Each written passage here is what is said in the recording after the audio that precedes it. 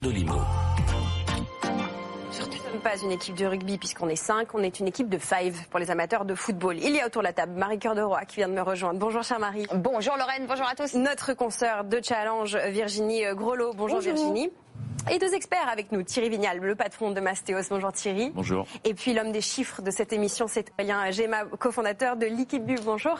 Bonjour. De chiffres parce que vous allez nous développer tout à l'heure, Aurélien, des chiffres effrayants, des chiffres de hausse d'immobilier. Je vous en donne un à Paris.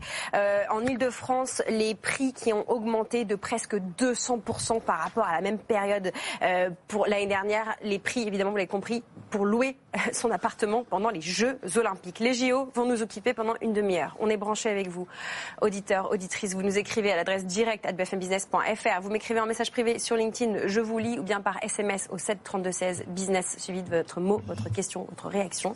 Marie, pourquoi on parle des JO et de l'immobilier? C'est bientôt les JO, voilà, c'est pour ça, c'est juste une question de calendrier. On a essayé que ça fitte avec un J moins 200 jours, moins machin, et on s'est dit en fait c'est tout le temps le moment de parler des JO.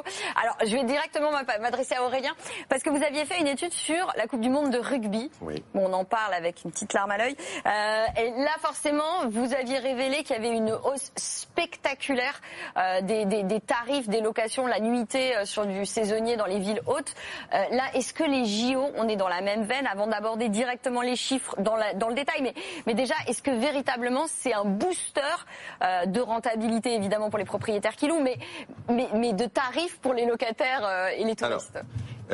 Faut le faire en deux temps. Ça peut être un énorme effet booster, comme dans le même temps, si on met son bien trop cher, on ne le louera pas. Premier point, si on parle de prix, aujourd'hui, les prix constatés, ils sont entre 700 et 800 euros à Paris, en moyenne. La nuit, Aurélien, alors on va le redire, entre 700 et 800 euros la nuit à Paris pendant les JO. Voilà. Après, il faut contrebalancer par un point, c'est que les biens qui ont à date été réservés ont été réservés en moyenne à 420 euros. Donc, ça veut dire c'est beaucoup plus cher que d'habitude, mais c'est quand même beaucoup moins cher que les prix moyens tels qu'ils sont présentés sur le marché. C'est moins cher que les billets pour assister aux épreuves. Et ça, c'est déjà... non, mais en fait, moi, ce que je trouve, mais ce que je trouve assez dingue, en fait, c'est de se dire, bon, du coup, c'est quoi la bonne stratégie? C'est attendre le dernier moment pour mettre à la location Pas forcément, parce que déjà, pour que son bien remonte dans les algorithmes d'Airbnb, etc., c'est mieux d'avoir loué auparavant. Donc, vaut mieux anticiper et commencer à le faire dès maintenant pour avoir des avis, etc., et rassurer les voyageurs potentiels. Après, ça va vraiment être une stratégie d'offre, de demande et de concurrence. Donc si vous mettez votre bien à 500 euros, mais qu'à côté de chez vous, tous les logements ils sont à 300, votre bien il va pas partir. En tout cas, pas tout de suite. C'est une analyse de marché. Donc il faut vraiment regarder précisément comment se comporte le marché au global et comment se comporte le marché précisément au niveau local. Et il y a des effets aussi qui sont très différents en fonction. Alors Paris c'est large évidemment, c'est la ville avec l'Île-de-France au sens large qui va bénéficier le plus de cet effet booster. Et puis parce qu'il n'y a pas que les JO aussi à Paris. Exactement. Alors après, il va y avoir un report, c'est-à-dire que les touristes habituels qui viennent à Paris vont pas forcément venir pendant la période des JO. Ils vont décaler, soit venir avant, soit venir après. Mais ce qui est très net, c'est que concrètement, si vous êtes par exemple aux abords d'un stade, je pense à toute l'Île-de-France, à Colombes, notamment à Versailles où il y a toutes les épreuves hippiques, les prix en pourcentage ont augmenté même plus fort qu'à Paris. Attention, quand on dit prix, on parle des tarifs à la location. J'insiste parce que je vais transmettre la parole à Thierry parce que les prix, ce sont les tarifs à la nuitée pour la location saisonnière. Parce que vous, Thierry, chez Mastéos, vous êtes aussi amusé à regarder l'évolution sur les prix de la transaction, l'évolution des JO sur la transac. Il y a vraiment un lien entre l'attractivité ou pas des Jeux Olympiques et l'évolution du marché de la transaction des prix? Oui, et ça a un vrai impact sur le marché immobilier en ce moment parce qu'il y a deux attentes positives sur les JO. Un, on veut encaisser le pactole Airbnb. Alors il y a des fantasmes autour de ça et je sais pas s'ils sont valides ou pas. En revanche, il y en a une deuxième, c'est que on a l'impression que les Jeux Olympiques vont avoir un effet positif. Et la valorisation du sur la valorisation du foncier, ça va refaire partir le marché ou enrayer la baisse. Et donc j'ai voulu tester un peu cette croyance et on a regardé l'impact sur les prix des Jeux Olympiques dans les villes hautes depuis 2000, en commençant par Sydney en 2000, Athènes en 2004, Londres en 2012, etc. Et l'impact moyen entre l'année N-1 et l'année N+1, il est de 17%. Ah oui, c'est pas sur les prix de l'achat, sur le prix au mètre carré. Sur les prix au mètre carré. Alors est-ce que c'est les JO qui ont cet effet, ou est-ce que c'est parce que depuis 2000 on est sur un environnement macroéconomique qui est favorable à la matière? Je pense moi que c'est plutôt un effet de la baisse des taux qu'on a depuis 2000 qui est accéléré légèrement par les Jeux Olympiques. Mais en tout cas tout ça, ça crée des attentes, des croyances, des espérances qui, cumulées à la volonté d'encaisser les revenus Airbnb, créent des reports de vente, un attentisme, et donc les propriétaires qui étaient candidats à la vente aujourd'hui préfèrent le faire post-JO pour encaisser le Airbnb et voir l'impact potentiellement sur les prix. Et donc, on a un assèchement d'autant plus fort de l'offre sur le marché qui fait qu'il n'y a pas d'ajustement des prix en temps réel puisqu'il n'y a plus d'offres. Avant de rentrer dans les détails, Virginie, parce que... Un petit bémol quand même, c'est-à-dire que ça ne concerne que des biens qui peuvent être loués et donc de l'investissement locatif essentiellement et qui seraient libres de tout usage à date.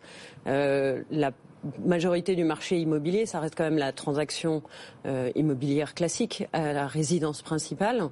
Donc on n'est pas tout à fait... Enfin, je pense qu'il y a à la fois cet élément qui vient tempérer un peu tous les fantasmes, effectivement, dont on parle. Et ensuite, on est dans un contexte de taux, je rappelle, puisqu'on est sur un marché de résidence principale. Je mettrai un bémol sur Paris, parce que Paris a toujours une situation un peu à part, mais...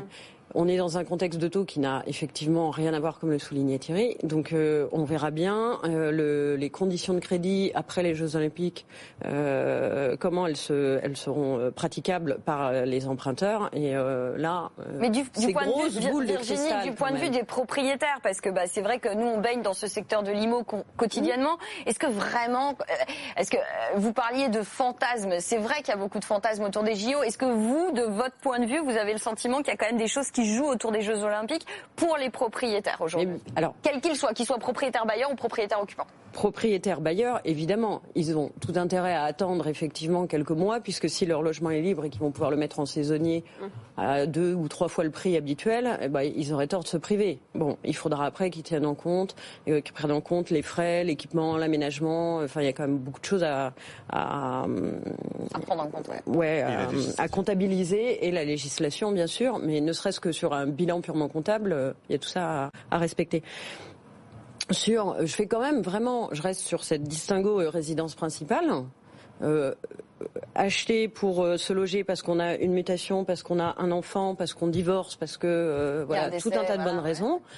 Vous n'êtes pas du tout dans Jeux Olympiques ou pas, ça change rien à votre vie, quoi. C'est pas le problème. Ça change rien. Néanmoins, on essaye de zoomer, de décrypter cet impact, ce potentiel impact des Jeux Olympiques. Hier, j'ai échangé pour préparer cette émission avec une avocat immobilier basée à Lyon, qui me disait, on va revenir sur ce sujet de proprio si vous voulez bien, qu'on allait potentiellement vers un marché noir. Est-ce que, pour encaisser le pactole, pour reprendre votre expression Thierry tout à l'heure, est-ce qu'il n'y a pas cette idée d'un marché noir très spot, très ponctuel, qui va peut-être voir le jour avec à l'occasion de ces Jeux Olympiques? Aurélien? Je suis pas forcément convaincu, parce que qui dit marché noir dit un peu occulte, etc. Or la réalité, c'est que les touristes qui vont venir à Paris, principalement des touristes internationaux, ils vont venir du monde entier, et pour se loger, ils vont aller sur des plateformes internationales, donc ils vont aller aussi à Britel, Airbnb. Exactement. Et donc le fait est que pour louer de la main à la main, il faut louer à quelqu'un qu'on connaît ou via une relation, etc. Donc c'est un peu compliqué de rencontrer justement l'offre et la demande, que votre offre puisse rencontrer une demande réelle si vous le diffusez pas sur les plateformes. Et si on le diffuse sur les plateformes, on est tenu quand même à respecter la législation. Mais donc, tout à l'heure, vous disiez Airbnb, etc.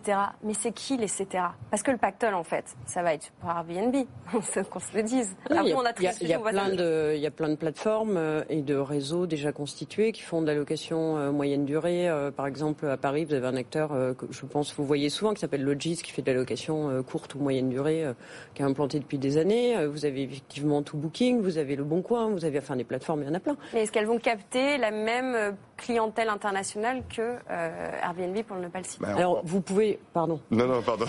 Vous pouvez aussi passer par tous les réseaux d'agences immobilières haut de gamme. Et si vous discutez avec elles en ce moment, elles ont toutes aussi un département location.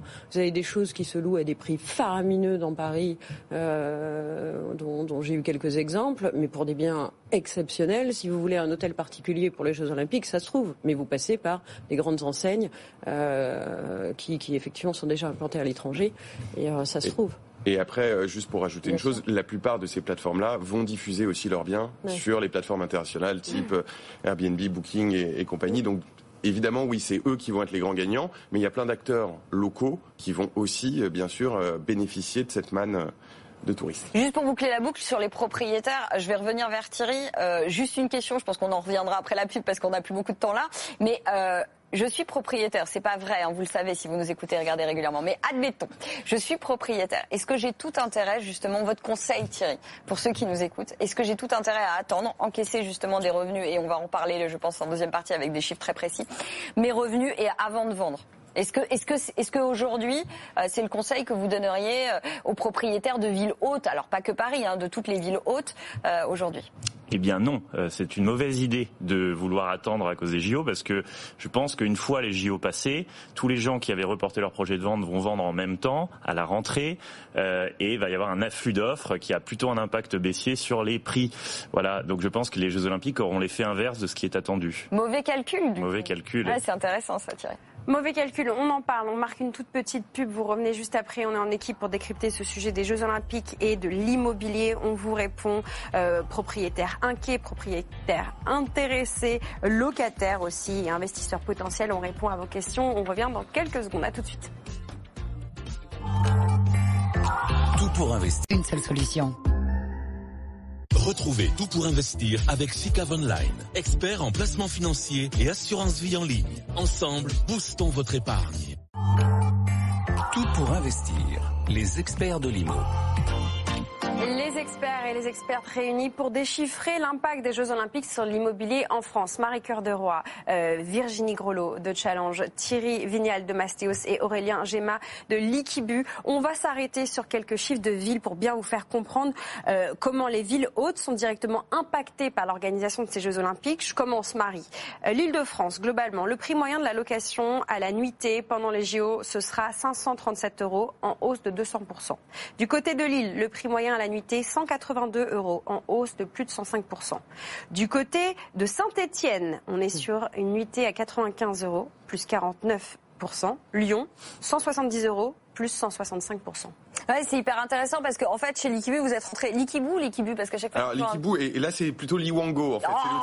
Désolé. En gros, Déjà on dit des chiffres, tout le monde nous a raté là. Ce qui est hyper intéressant dans vos chiffres, Aurélien, c'est qu'il y a des énormes écarts, que ce soit en termes de tarifs qu'en termes de progression. Donc là, Lorraine en citait quelques-uns, mais quand je vois que Nice est seulement plus 6%, Bordeaux plus 20%, est-ce que c'est parce que c'est déjà très cher? Est-ce que c'est parce que c'est lié aux épreuves? Est-ce que vous pourriez rentrer un petit peu dans le détail de pourquoi il y a des villes qui augmentent très fortement et pourquoi d'autres un peu moins? Alors il y a 3 facteurs. Le premier, comme vous le dites, c'est en fonction des épreuves. À Paris, en Île-de-France, il y a des épreuves tous les jours pendant toute la durée des Jeux Olympiques. Donc forcément, le prix moyen, il va être très élevé du début à la fin. Et notamment, lors de la cérémonie d'ouverture, c'est les principaux de clôture, pardon, merci. C'est là qu'on a les principaux pics.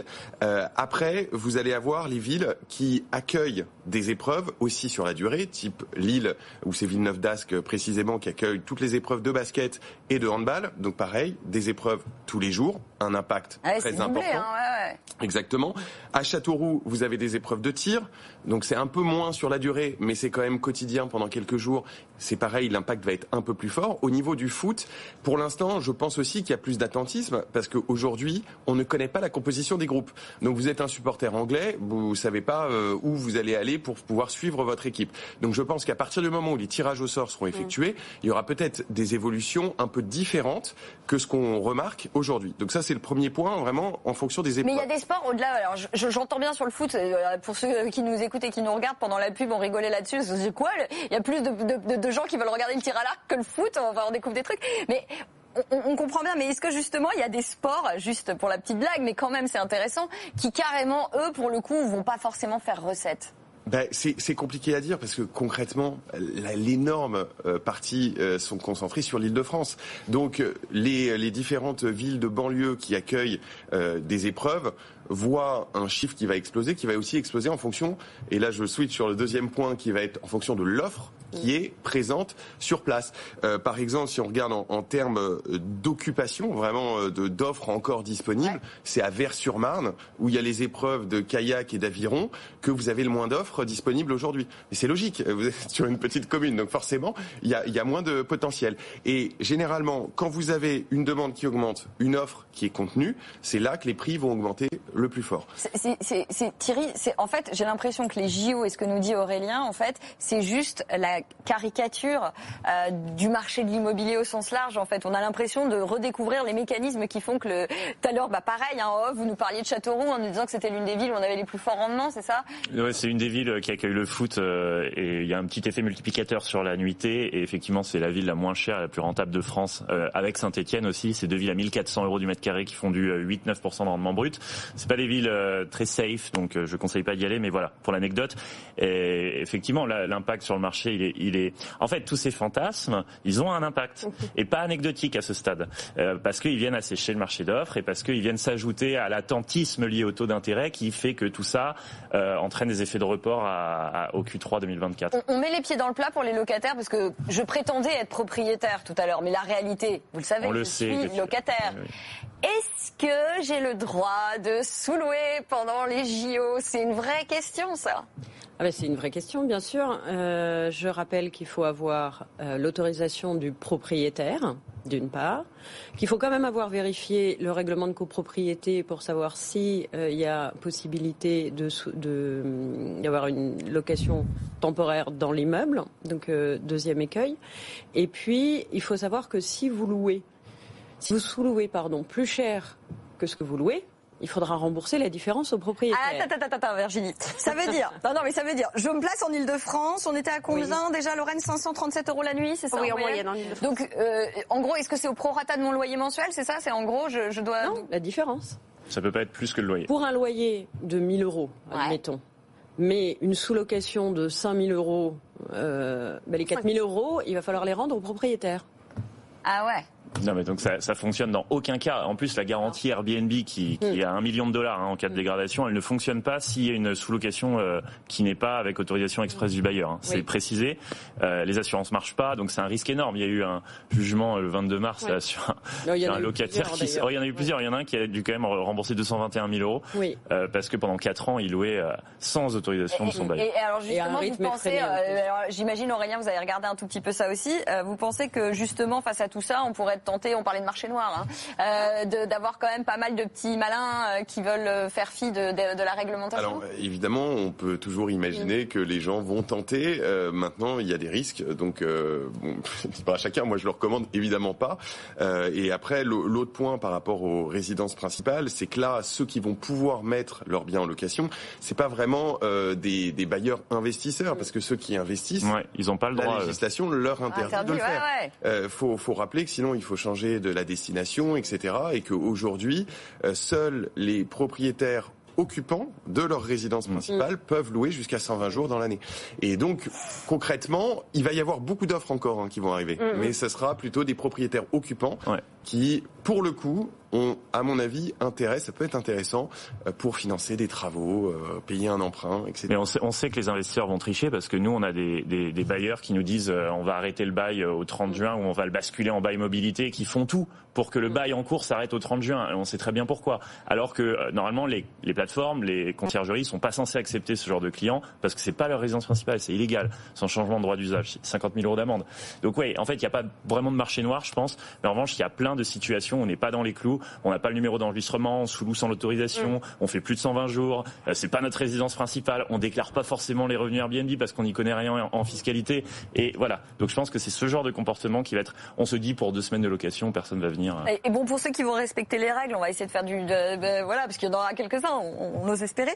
Est-ce qu'il y a des petits tips à leur donner? Comment je prépare mon logement? Comment je m'assure? Comment je vois auprès de mon voisinage, justement, parler de la copro? Enfin, est-ce qu'il y a des petites choses et se protéger parce qu'on sait pas à qui on loue? Enfin voilà, des gens qui vont se lancer dans l'aventure location saisonnière, qui étaient peut-être pas auparavant, mais qui vont bénéficier, qui veulent bénéficier de cette opportunité JO. Est-ce qu'il y a des petits tips? Je pense qu'il faut prévoir un petit budget à investir, en fait. C'est la première démarche, ça va être de dépenser des sous avant d'en gagner. C'est-à-dire qu'il va falloir équiper le logement, et on voit bien aujourd'hui que la plupart des logements loués sur Airbnb ou ce type de plateforme, ceux qui ont les meilleures notes, ce sont ceux qui ont les meilleurs équipements. Il faut penser à la cafetière, il faut avoir tout un tas de linge de maison tout propre. Vous mettez pas les vieilles serviettes, vous mettez donc voilà.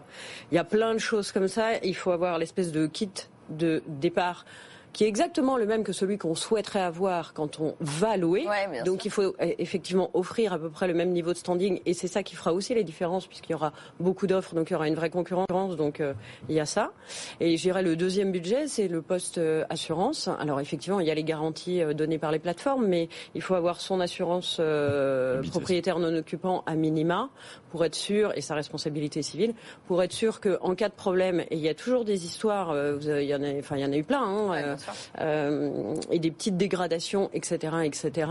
Il vaut mieux être assuré. Ça coûte quelques dizaines d'euros, mais c'est quand même mieux de dépenser ces quelques dizaines d'euros par rapport à souvent un coût de sinistre qui lui se chiffre en centaines ou milliers d'euros. Aurélien, je vais pas perdre tout ce que j'avais espéré gagner si je fais tout ce que me dit Virginie finalement. Non, pas forcément, parce qu'après les modifications, elles sont pas forcément majeures quand c'est votre résidence principale. La cafetière, normalement vous l'avez. Du moins, je vous le souhaite. Ouais, sauf si on est fan de Nescafé, ce qui est mon cas. Hein, comme Nicolas Dos, on ne boit pas de café. Voilà. Non, mais après, c'est vrai que je rejoins Virginie sur en termes de prix, en fonction de vos équipements, en fonction de la qualité de votre logement, vous pouvez substantiellement avoir des prix plus élevés. Donc l'investissement est généralement beaucoup plus rentable que de ne pas le faire. Si vous ne le faites pas, vous allez devoir baisser vos prix très fortement pour être en fait très attractif au niveau prix, vu que votre offre ne l'est pas, et pouvoir louer. Alors qu'à contrario, si vous avez un bien qui répond à une demande très précise, là c'est ce qui vous permet potentiellement de rehausser vos prix. Et puis surtout, il faut aussi, souvent on voit des offres 2 pièces, 6 couchages. Moi, je me demande comment ça tient. Mais on dort les uns sur les autres. 2 pièces, 2 lits. Petite question, on parle beaucoup de gens qui vont louer leur appartement, on parle de chiffres qui donnent le vertige de location à la nuitée. Et si je suis propriétaire avec petit revenu et que je voudrais louer une chambre ou une partie de mon appartement, comment ça se passe? Quelles précautions on peut prendre? Les mêmes, mais c'est les. Alors, j'allais dire là, on revient à la base de Airbnb, puisque c'était ça l'idée, c'était de pouvoir aller chez l'habitant pour partager la vie des habitants de telle ou telle ville. Donc, venez découvrir nos punaises de lit. Au moins, on peut contrôler si c'est sa chambre, parce que le problème, c'est que quand on n'est pas dans l'appart, on contrôle pas. Il y a quand même un risque de dégradation qui est substantiel et qui vient grignoter l'intérêt financier de cette opération. En plus on en a pas parlé, mais il y a quand même des frais Airbnb, 18% de la fiscalité. 18%, ouais. Bah oui. Il y a les frais de conciergerie, parce qu'on s'improvise pas hôtelier, 25%. Il y a la fiscalité, alors on a les abattements qui vont bien et tout, mais ça représente en gros 25% aussi. Et donc quand on cumule ça, plus l'investissement dans la cafetière, plus plus les dégradations, plus les amendes parce qu'on a oublié un CERFA, on se retrouve avec pas grand-chose. Thierry, justement, vous conseillez quoi à vos clients? De pas avoir de motivation liée aux Jeux Olympiques pour faire un investissement immobilier sur 20 ans. On va terminer cette émission sur surtout faites pas gaffe. Mais alors, je vais contrebalancer. Il parle pour un investissement immobilier sur 20 ans. Oui, c'est ça. Évidemment. Non, mais surtout ceux qui n'ont pas l'habitude, il faut pas se lancer. Je vois plein de gens qui n'étaient pas du tout habitués à ce marché-là et qui se lancent sans commentaires, sans équipement, en solo, sans passer par une conciergerie, et ils se demandent pourquoi le bien il part pas à x3,5 comme ils ont lu dans la presse. C'est normal en fait. Il faut tester à Noël avant pour se faire la main à minima. Il faut se reloger aussi. Ah bah oui, forcément, il faut trouver de quoi se loger. Ça peut être concomitant avec les vacances. C'est pour ça que c'est pas mal. Mais c'est aussi pour ça qu'au mois d'août, généralement, les taux d'occupation sont moins hauts à Paris, parce que vous avez un afflux de résidences principales qui sont mises en location pendant qu'on part en vacances. Et donc, les prix baissent. Donc, comme disait Thierry, très clairement, si vous voulez louer pour les JO, en fait, c'est maintenant qu'il faut le faire.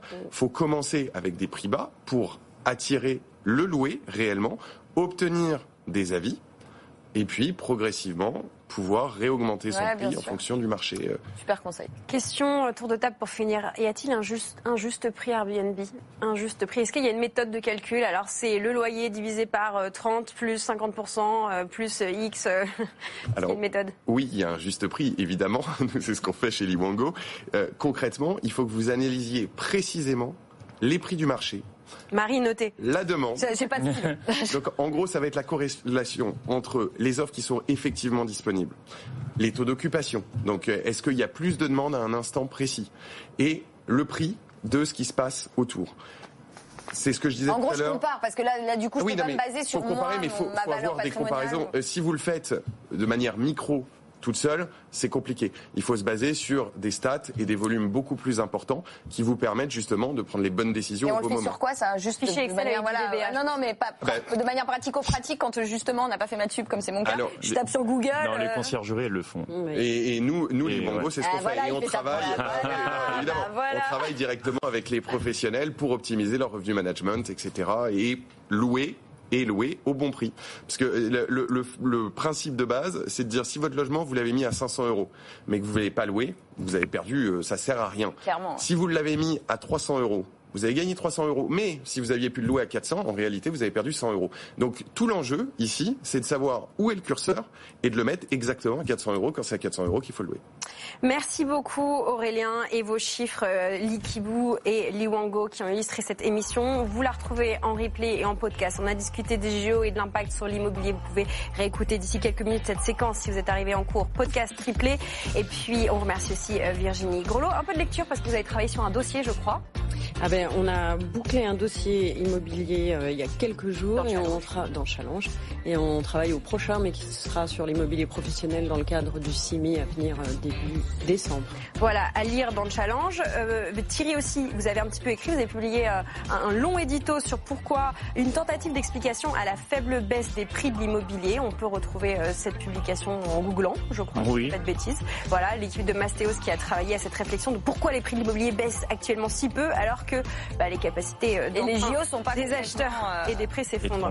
Voilà, est-ce qu'il y a l'influence de l'effet JO, comme on dit? Marie Cœur de Roy, merci beaucoup pour cette semaine d'immobilier. On se retrouve la semaine prochaine. Évidemment. On sera d'ailleurs, je vous le rappelle, le 21 novembre en direct du Palais Brongniart à Paris, l'ancienne bourse, pour une journée spéciale BFM Patrimoine, l'événement. Tout pour investir sera depuis là-bas. On parlera également immobilier. Il est encore temps de vous inscrire si vous êtes du côté de Paris ce jour-là. Venez nous voir du côté du Palais Brongniart, BFM Patrimoine, l'événement. C'est une fois tous les ans et on y parle également immobilier. Merci à tous pour cette séquence immobilière. Vous restez avec nous. L'émission n'est pas finie. On va parler investissement dans les forêts et dans le bois. À tout de suite.